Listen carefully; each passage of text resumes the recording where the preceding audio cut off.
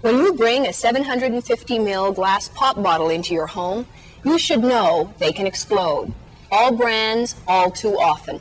In fact, one a day somewhere in Canada. They can maim. Every week they send one Canadian to hospital. They can kill. 3 people so far. Industry has the technology to make these bottles safe, as were the 1.5-liter pop bottles after Marketplace revealed their explosive qualities 3 years ago. But the dangers of the more popular 750 ml size are still with us, because the $2 billion pop industry and the government simply won't act. In our studio, the new Minister for Consumer Affairs, the Honorable Judy Erola. We'll be asking the Minister what she thinks the government can do and when, after Christine's report. We've known for years that this popular 750 ml bottle is unsafe. The industry knows it's unsafe. The Hazardous Products Branch of the federal government has been accumulating injury statistics, but no one has done anything. So we decided to perform our own experiments. We bought 24 bottles of different brands, and we tipped them over in a lab setting using a plexiglass shield to protect the camera and ourselves. Because a pop bottle doesn't just break. It explodes. Inside a pop bottle, the carbon dioxide gas is actually under twice the pressure found in the tires on your car. So when we simply tipped our bottles onto the same kind of floor found in kitchens across the country, 18 of the 24 exploded. It's estimated that every day in Canada, at least one person is cut by glass from an exploding pop bottle, and once a week, someone needs hospitalization. So be careful. If a 750 ml pop bottle tips over on your kitchen floor, chances are it will explode just like this one, sending shards of razor-sharp glass flying at high speed and with considerable force. I was working away and I heard something crash, and I turned my head to look at the noise, and I got struck in the forehead with a good strong blow by a piece of glass I felt, and I put my hand up to my forehead and noticed blood running down my face. 2 counters to my left, someone was buying Canada Dry ginger ale, and there was an explosion from that side. And I looked up. That's when I realized it was Canada Dry ginger ale that had exploded, and I sensed that my leg had been slashed. The bottle was half full, and it tipped over when I tucked the paper behind, and immediately there was a tremendous explosion, exactly like a Molotov cocktail going off, and shards of glass flew 15 feet. And I started to clean up, and all of a sudden I noticed on the floor was a lot of blood. So I looked down and I'd cut the top of my big toe. And so by next morning I noticed that the tendon had been severed in my toe because my big toe would not come up. Just thinking about it subsequently, you say, I was very lucky. 1 inch lower, I would have lost an eye, I'm sure. It was a very heavy piece of glass and moving with a lot of force. My leg had been sliced down to the muscle so that you could see the muscle. And I had to go to the hospital and have 3 stitches put in. And I still have a scar. My sister and I were so badly shaken that even though it was the middle of the morning, we both poured a good stiff drink and sat down to gather our wits. I was in the hospital for 4 days. I had an operation, had it stitched back together. And I was in a cast for 4.5 weeks. I was on crutches for 2 weeks because I couldn't put my foot down, put any weight on my foot at the beginning. In its bottling plants, the pop industry is very particular about the safety of its staff and visitors. Most of the concern seems to be over flying glass. Everyone, without exception, must wear safety glasses. The quality control inspectors work behind thick plastic shields. There are well-defined procedures to follow in the event a bottle explodes. In fact, 3 bottles exploded while I was touring this plant. But publicly, the industry prefers to talk about bottle failure rather than explosions. Tibor Gregor, who showed me around this plant, is the official spokesman for the industry.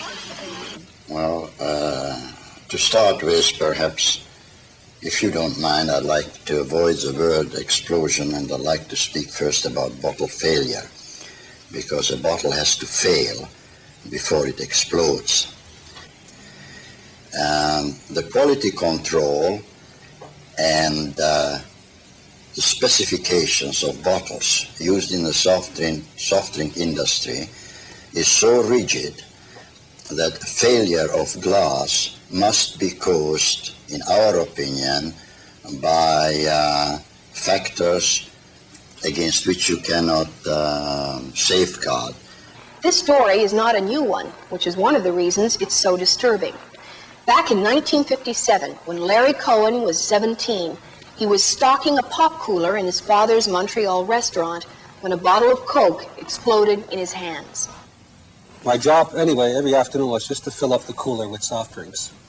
And we used to take them out of the case and place them into this cooler. And I was practically finished. I was into about the last case when I went to pick up a Coke bottle. And as I went to place it in the cooler, it exploded in my hand. Exploded? What do you mean? Just blew up in my hand. How did it injure you? Well, it injured my left eye. I was taken to the Montreal General Hospital, where I had some surgery, and spent approximately 3 weeks. And from what I can gather from the ophthalmologist, I came very, very close to losing the eye. It was a matter of millimeters. Pop bottles have been exploding ever since carbonated beverages have been on the market, and Larry Cohen's injury is certainly not the first. But what's interesting about Cohen's story is that his dad decided to sue Coca-Cola. It took 10 years, and he went all the way to the Supreme Court of Canada, but he won. The judgment read, in part, the bottler of carbonated beverages owes a duty to furnish containers of sufficient strength to withstand normal distribution and consumer handling.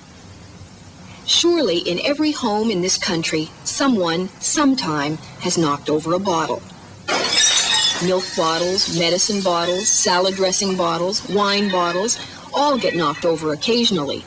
But the pop industry says that knocking over a pop bottle is not a normal event. They say if you knock one over and it explodes and injures you, it's your fault. I don't consider tipping over a bottle as a normal use for any bottle.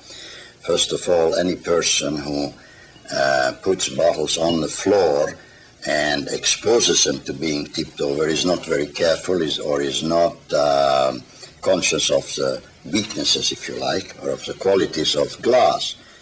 3-year-old Matthew McNair was not aware of the weaknesses and the qualities of glass when he knocked over a 1.5-liter Pepsi bottle and lost his eye.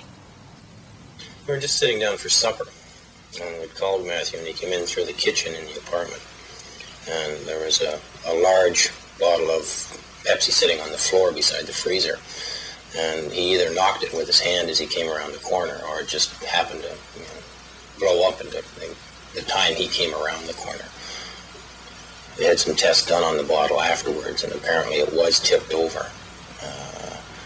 The bottle blew up in his face. There was so much blood around his face. We thought he had just, cut his nose. But, like I said, we just picked him up and just, put a face cloth on his face and just rushed him right to the hospital. You don't think.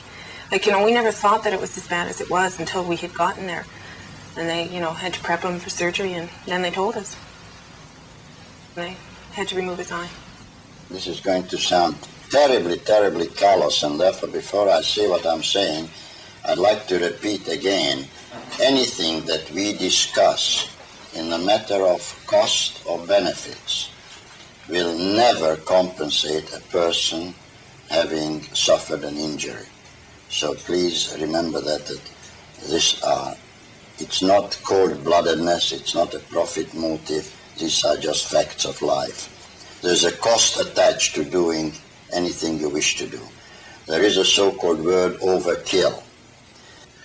And when you figure that it would cost approximately an additional $1 per bottle to do to the 750 what was done to the 1.5-liter bottle, you're talking of spending $150 million to prevent that accident. Now that eye, to that person is worth $150 million, I'm sure. But the community and the marketplace will not stand for that cost. This is the actual bottle that cost Matthew McNair his eye. It was painstakingly reconstructed by an engineering consultant for Matthew's lawyer. His injury caused such a public outcry in 1979 that it led to the federal government banning the 1.5-liter pop bottle. The soft drink industry was upset, but it complied.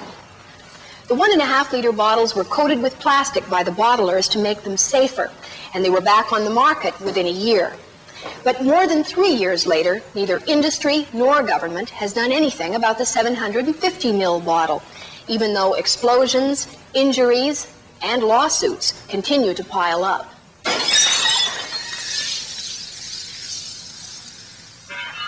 Mrs. Erola, the industry spokesman in our item, explained that he felt it was the responsibility of the individual who tips over a bottle to use more caution in handling these products. Does that seem to you a reasonable approach? Well, I think a little more than that has to be done. In fact, a good deal more. The questions I want answered are, there is a plastic coating process that works for the 1.5-liter bottle. Why does it not work for the 750 milliliter bottle? If there are problems, what are they and can they not be overcome?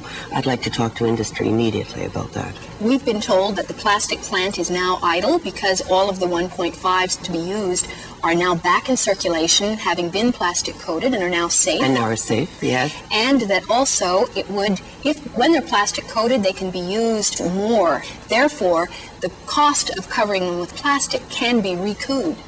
Now, those are some of the elements that we found out in investigating this item. Does it seem to you industry is going to have a responsibility there? Well, industry is going to have to answer some questions, and I'll be very interested in those answers, and I intend to ask those questions very soon. Do you think ultimately, if there is a danger with these bottles, government has to act? Well, we'll have to act if there is a danger and remedial measures are taken.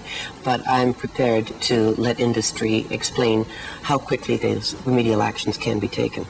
Thank you very much, Mrs. Erola. We'll be looking for your response to the pop bottle problem.